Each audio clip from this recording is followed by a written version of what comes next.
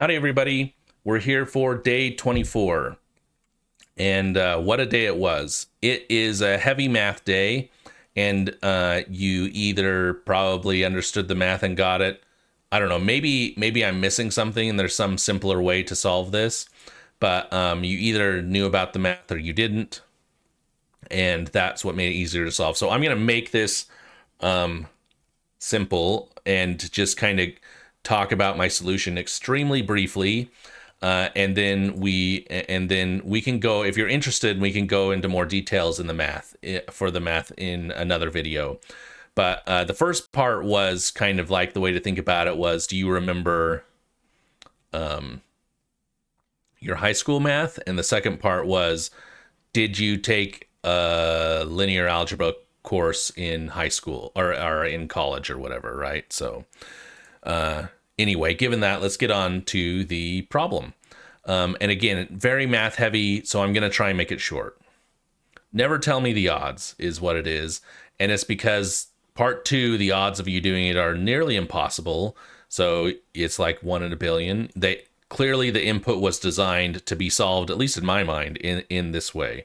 Maybe there's some other way to do it and I'm just missed it. But basically the snow that you've helped been creating this whole time is actually turning into hail, and they want you to see if you can break up the hailstones, and right, so to prevent them from hitting the ground, or maybe the hailstones become snow if you break them up, right?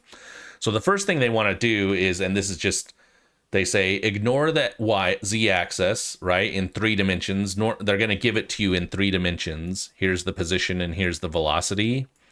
And they want you to ignore the z axis for now and just say, can you see if any of them intersect? But not only can you just check the x and y axis for when they intersect, but also check to make sure they're within this bounding box, right? So make sure they only intersect right here. And okay, so if you've done algebra, or maybe it was in geometry, you probably remember this equation: y equals mx plus b, right? You want to solve that problem, and you want to know where they intersect. So the way to think about that is where this equation is equal for both of them, right? So where plugging in the x and y's would give you the same value. And how do you do that? Well, you can solve for x by setting them equal to each other. So you say like m1x plus b1, I apologize for my drawing here, equals m2x plus b2. And if you solve for x, you get x equals b2 minus b1 over m1 minus m2, like that. I already did the math. I'm very tired of math today. But you get something like this. And then given that, you can then plug this into one of these and get it, right? And so now you know what these are. And if you're not familiar, m is like the slope, which in this case is the velocity. And b is the y-intercept, where it intercepts the y-axis at the origin. And so you just need to solve these. But once you have this, then you know, how do you solve for b? The m is the velocity. How do you solve for b? Well, given any point, it's b equals y minus mx, right? So you can just, I apologize for my writing. Ugh. Anyway, so that's the b. You can get b that way, right? So you start plugging all these values in, and that will give you the x, and then you can get the y from there, and that will give you where they intersect, right? You really, if you think about drawing two lines, they intersect at this point. You just have to check some special cases, right? Again, they want it to be in the bounding box, so you're going to draw some box. They say for part one, it's this, and then for part two, it's this, right? So these are huge numbers. And why are they huge numbers? Probably so you can't like brute force this, right? You could imagine some case where you're like just going from time to time to time and seeing if they equal. Because the bounding box of the input is so large, you need to come up with some generalized formula to do it, I think is what it's saying. Okay, so you want it in the bounding box. So if you have two hailstones that intersect out here, that's not good. You can't do that. There's a couple special cases that you need to check for. Obviously, if the two lines are parallel, they never intersect. So none right here. And then they could potentially be the same line, right? And in that case, it's all, right? What would the same line be? Is where like the slope and the y-intercept are equal. So what does that look like in code? I won't go over it too much, but the idea is for our parsing, I just used regular parsing.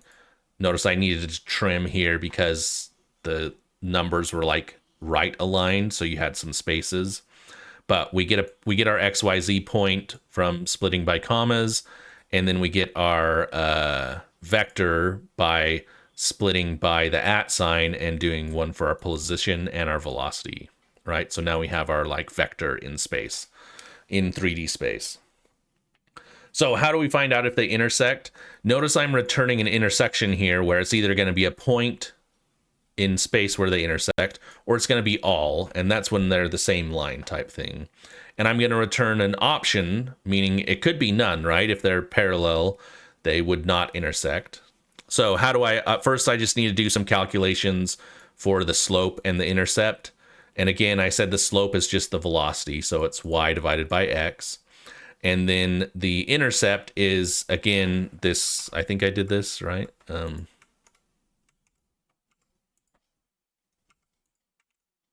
Yeah, right here, b equals y minus mx.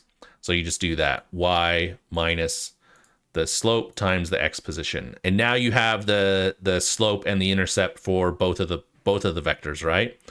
So what do is you say, well, if the slope and the intercept are both equal, then they're parallel, they're the same line. And so I'm going to return some all intersection, right? They intersect at every point. Otherwise, if the slopes are the same, but the intercepts are not, then they're parallel, like they're parallel in this case where there's none, right? So I'm going to return none. And then after that, I know they intersect at some point, so I'm just going to return their x and y's, right? Which is what I already talked about. This divided by this, and then I can plug that into the equation to get the y value. And I return their value. I do need to calculate when they're in the past, though, right? And the way to think about that is, this is a general equation, but it's going in all directions. The line goes in all directions, right? We have a vector, and it's only going in one direction, unless you believe in some kind of physics where time is not forward, right? I guess there's probably an argument about all of that. But imagine these two vectors like this. They do intersect. So my thing would say they do intersect, right? When you solve it like this way. But they intersect for this one at like t equals -4 or whatever, right? And this one intersects at t equals 2. This is like negative time, so that doesn't count. We're only going forward in time for this problem. So we just need to check for that, right? And how do we check for that? Well, essentially what we're doing is we're calculating this t value, right? What is the t value at the point where this intersects? And you do that just by like subtracting the values and then dividing them by the velocity, and that will give you like, you know, the quote unquote t. And so if any of those are negative, you know you had to have gone in negative time to get there, essentially, right? You would have only gotten there if you had gone in the negative direction of the vector. That's essentially what we're checking out right here, right? Is this point in the negative direction of the vector? And if it is, then we know we're in the wrong place, right? Okay, so what do we do for part 1 then? Is we literally just say, you know, for each vector, check all the other vectors left in the list. I guess they're hailstones, right? Maybe I should call them hailstones. But just check all of them and see if they intersect in the XY, right? If I get none, then I know they don't intersect at all, and so I should return none. And so I won't count those. But if I do get an intersection, I just need to check what type of intersection it is, right? If they intersect at all points, then we're good. Increment the count. If they intersect at a specific point, I just need to make sure it's within the bounding box and that's not in the past for either of the vectors, right?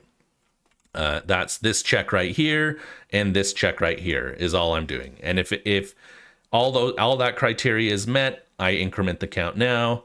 And so for part 1, I just print that out, right?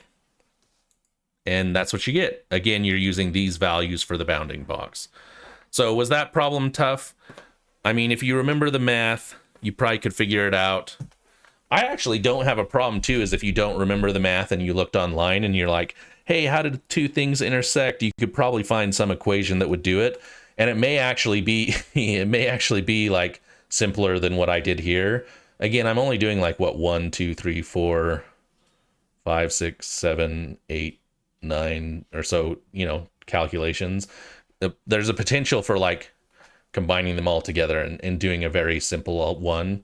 Maybe you could solve this faster, I guess is what I'm saying, if you looked online, but not a lot of calculations. Part 1 wasn't too hard, right? So the past xy, you could potentially solve that too if you were doing like some vector space linear algebra stuff. Like you would know that this vector is never going to hit this vector.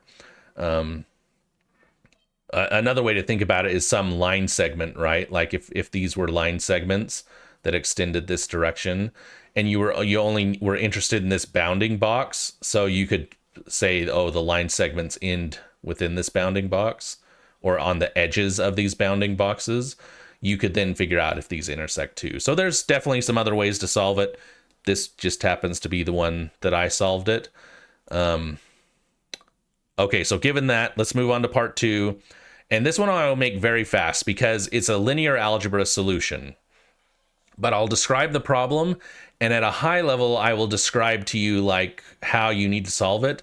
But it's just a bunch of linear algebra. I don't know how else to describe it. Notably, the way to think about it is there's a general like linear matrix equation. Sorry, I had to look over here because I don't remember a lot of these terms. It's ax plus b. Actually, this should be a capital A, I think. At least the way I remember it. It's A times X equals B. And the question is can you solve this? Can you find the value of X, right? And so if you've done linear algebra, you'll remember this equation. And so the question is, can I do B, which are my dependent variables, dependent variables, right? Your I'll write it down so I remember. Your dependent variables, and A is your coefficient.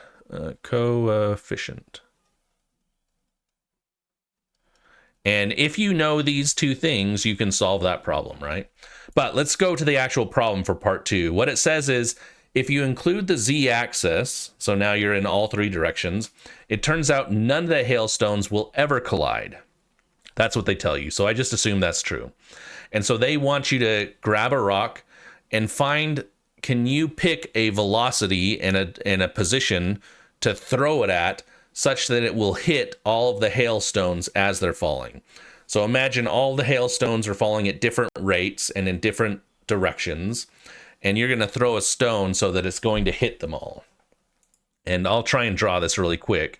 But so you have one hailstone here, and its direction is this. You have one hailstone here, and maybe its direction is this. And you have, let's say you have one other one here, and its direction is this, right? So you got all these hailstones, and they're all going to like go different velocities at different times, right? So they're all going these different velocities. I'm only drawing it on the XY axis. I apologize, but you can think about it this way. These are all different times, and they're going at different directions and positions. You want to find a rock. You want to find a place to throw the rock at a given velocity so that they all intersect, right? So that this one crosses here and hits all of these, right? Right here, and right here. And again, this is in 3 dimensions, not 2. But that's the idea, right? Is if you can figure out what the X, Y, Z is for this, and the Vx, Vy, and Vz are for here. such that it hits these, right? And this is a complicated problem. I can't even, if you don't know how to like kind of figure this out, how do I describe this? The way that you'd be thinking about this is this one probably intersects at, say, time equals 7, and let's say this one intersects at time equals 9, and this one intersects at times equals 20 or whatever, right? You want to figure out like what these have to be such that they intersect at those points. And if you have taken a lot of math, you can there's actually a formula you can do to do this. And the formula gives you the coefficient and the dependent variables. And then from that, you can solve for x, which is this right here, right? This position and velocity. And again, I won't go into the details of how that works. A brute force solution for this would be extremely hard, because if you think about it, you're trying to find some position and velocity where all these three line up along that thing, right? It's going to hit them. It's going to hit this one at time equals 7, this one at time equals 9, and this one at time equals 20. And so because you have different velocities and different times or different positions, it's a complex problem to brute force. The variables that you're trying to solve for, that you get from like here, or that you want to solve for, are really hard. But one way to think about it in like a real simple term is you're slowly going to be solving for planes where like the rocks fall through at specific times, such that I didn't actually draw that one really well. You're kind of solving, ignore this one, some plane where like these three will intersect at the same time, and then you can like draw this thing to get this value. Again, that's a very high level of how to do it. But once you know your coefficients and your dependent variables, solving this problem is super easy. Well, at least I thought it was, I should say. I spent some time trying to do it in Rust, and I couldn't actually do it. So this is the answer I get when I do it in Rust. But it is not the right answer. If you go down and look, it's off by like, I don't know, 15 or something like that. What is it? 547, 534. It's off by like 14 points. And I believe part of it is I'll show you the stuff. Again, I don't want to go over this in details, but given these 3 points, I should illustrate that really quick. If you can find 3 linear independent points, and what does that mean? Linear independent? Okay, step back. There's actually hundreds of rocks, right? There's a whole bunch of them. Look, there's 100 hailstones, I should say. But if you know of 3 that are linearly independent, you can solve for this. Think about when you're solving like a system of linear equations. When you're trying to solve those, especially in linear algebra, you can solve it as long as you have like as many equations as you do variables or something like that, right? Because we're only solving for like 3 things here, we actually only need 3 that are linear independent. Essentially what I'm saying is, the way to think about it is, and this is why I've only drawn it with 3, these 3 if these 3 would cross this plane and create this this line right here, it is necessary that all of the other hailstones will also cross this velocity at the correct time. And why is that? If 3 linear independent ones don't, like, you can't find a solution for it, then there's no way that you could solve for any of them. You couldn't you could find no other 3 that would fit the case as well. And I'm sorry if you don't understand all the math about this. I'm definitely willing to like spend the time on this, but it's really like linear algebra is the way to think about this. So you actually only need 3 points, and that's what helps with this too, right? Is these 3 are linearly independent, and so you don't actually have to check any of the other ones. So you can see it in my code right here, right? I'm only using the first 3, and then here is, I think I have these labeled wrong. This is A, although it's gonna be mad at me for doing this. And this is B.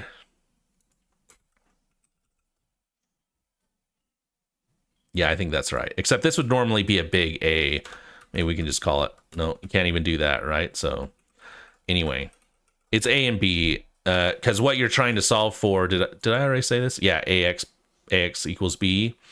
So that's what you're trying to solve for, this X right here. And again, you only actually need 3 of them. And based on those 3, as long as,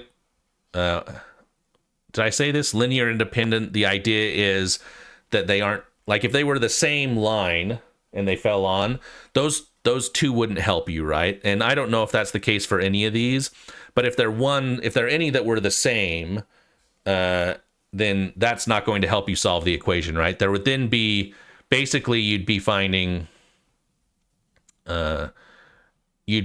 like it say this one wasn't here, you'd be finding this, but it would work in all of the Z direction. Like if you think about, if like this is the XY and this is the Z, it would like fill up the entire space of it. It would say, oh, I can solve for all these. It's only when you have 3 that you can find like the very specific one that meets this thing.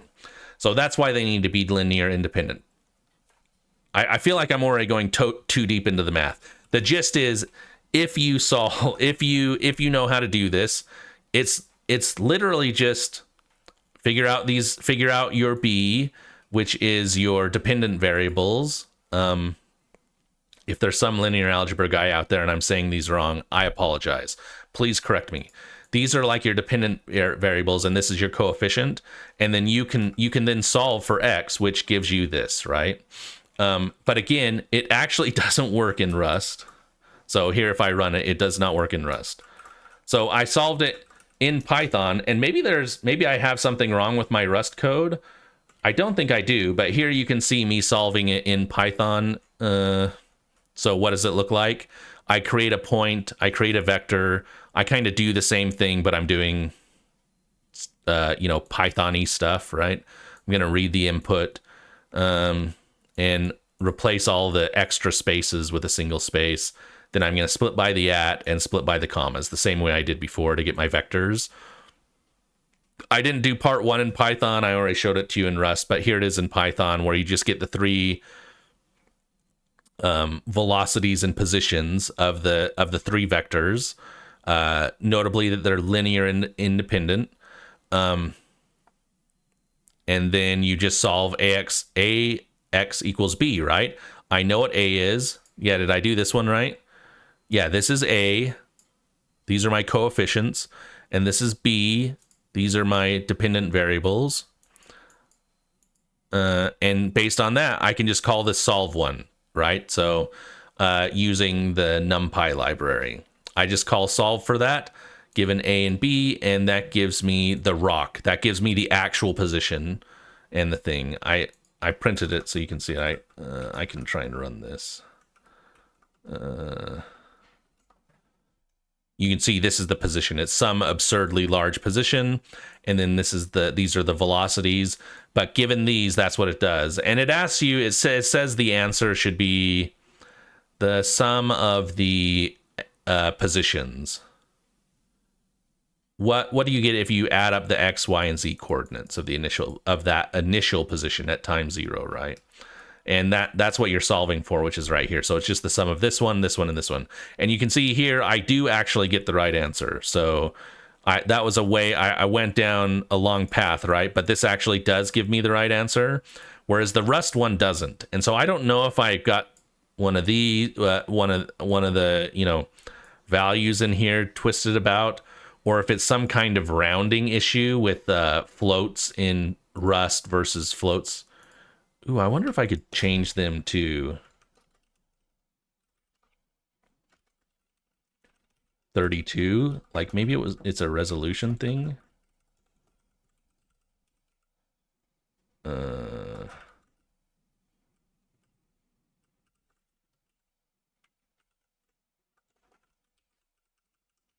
Sorry, we're doing this live.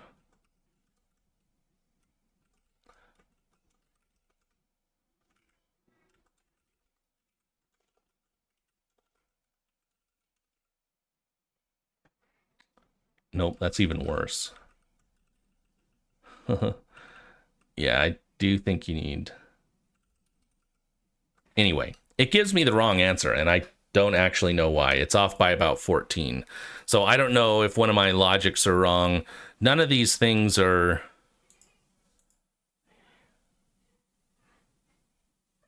None of these numbers seem to be in such a way that maybe I entered one of the numbers wrong and it would be off. I don't know.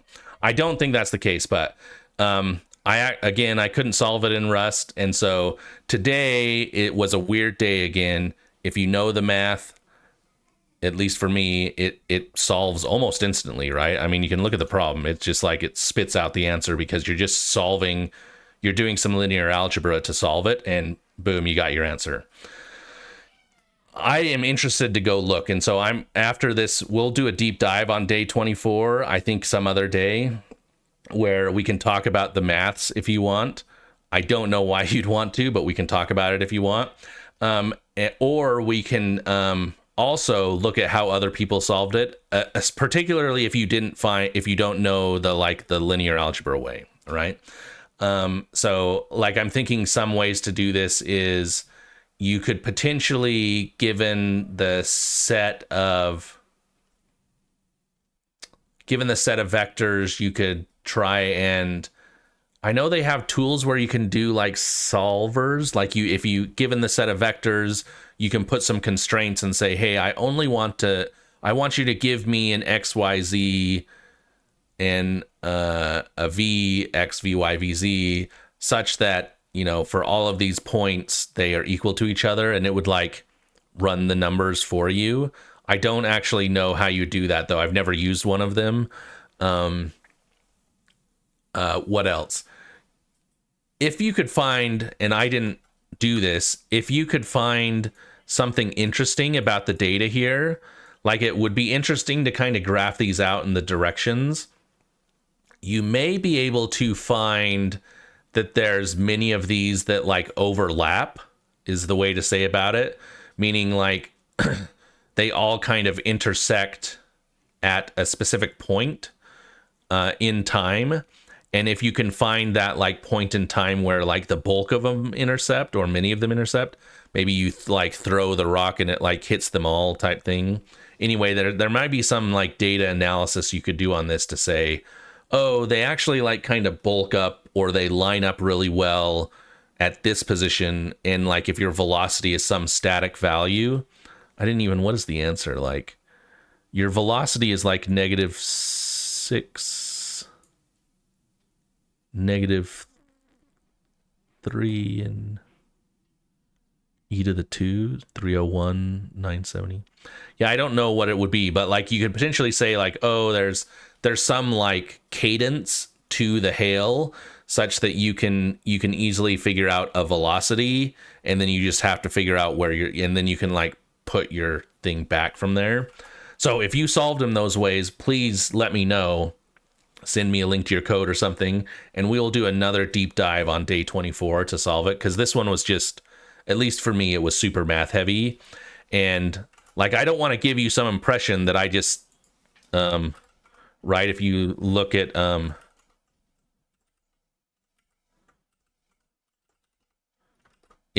these solutions right here, like these dependent variables and the coefficient, I don't want you to give some impression that I was just like, oh, I just It was, I spent a lot of time. I remembered this from like previous stuff, and so I knew you could solve it this way. I just had to go look up all these values, right? And all of these values kind of have to do with Is this the cross product or the dot product? I don't remember what it is, but you're like kind of like solving all those. You're like figuring out what all those are and figuring out what these are. And I looked them up. I just happen to know that there is a way for you to do this, given 3, and so that's what I did. I looked it up and I solved it. It's very math heavy. I can go into the details. Again, it's been a few years since I've done this stuff, but if you really want to know about the linear algebra stuff, I'm happy to show you. But I'm mostly interested in if you have a non-linear algebra solution, because that would be cool to see. Like, how do you figure out that like trajectory such that it's like hitting them at the right times? It's something I'll think about too, and maybe I'll come up with a solution. Anyway, this is definitely one of those days where I think we'll want to do like a further analysis and review of the day, just so we can learn more about it and be prepared, right? There have been days before in previous years where it was very math heavy like this, at least to solve it in a real simple way. But like if you knew the math, it was like I don't know, it was super easy to solve, and if you didn't, you struggled with some brute force solutions that it took forever. So this will also be a day that I'm really interested to know how, like, I follow some of the people that do it on YouTube, like Jonathan Paulson, I think is his name. I'm really curious to see how they solved it, right? Maybe there's some other way. So we'll go into those some other time. But anyway, there's my solution. Part 1, again, was a little bit of the, do you remember your high school math? And then part 2 was, do you, at least for me, it was, do you remember your college linear algebra stuff in 3D space? And can you Google the right things so that you can figure out what these are? I'm going to say it wrong one more time. Maybe it's right, but it's quite possible it's wrong. These are your dependent variables, and this is your coefficient, right? If you can figure out what those are, then you can just plug it into this solver, and it solves in, I think it does these solves in linear time. But it's like a very simple, like, it just does a bunch of multiplications, subtractions, and stuff like that, and you get to your answer. So there you go. There is day 24. We got one more day left. Again, there's usually only a part 1, so hopefully that video won't be too long. But I've had a lot of fun doing these and talking to you guys about those. And for all of these we've talked about, there've been a lot of them on graphs. There's been some math ones. If you are an expert in these fields and I'm doing it wrong, please send me a message and say, hey, I can help explain to you correctly, because, you know, I've done this linear algebra stuff and I've done a lot of the graph theory stuff, but maybe I haven't gotten the terminology right because I haven't like really done a deep dive. These are just like, I'm just going over the day from what I remember, trying to reiterate over my head. So if you have more in-depth knowledge and can clarify some of the things I've said, I'd be happy to like work with you on this stuff, because these things do interest me. Usually when I'm like giving a video or presenting at work, I've like gone through all the stuff multiple times, and I understand all the intricacies, so I'm not like switching words up like coefficient and dependent variables and stuff like that. So if I'm doing them wrong, I apologize. Part of it's just like I'm just kind of spewing my mind on these days, and so if we need to do some correction videos to talk about these things, I'm happy to do that too. Anyway, love the comments, love that you guys are watching this stuff and enjoying it. I hope you have a happy holidays, and there's one more day for Advent to Code, and then maybe we'll do some deep dives on some of these things, like today, for example. Although I'll have to do much more prep work for today than some of the other graph theory type days that I was thinking about talking about in more detail. So given that, once again, I'll say see you later. Talk to you tomorrow.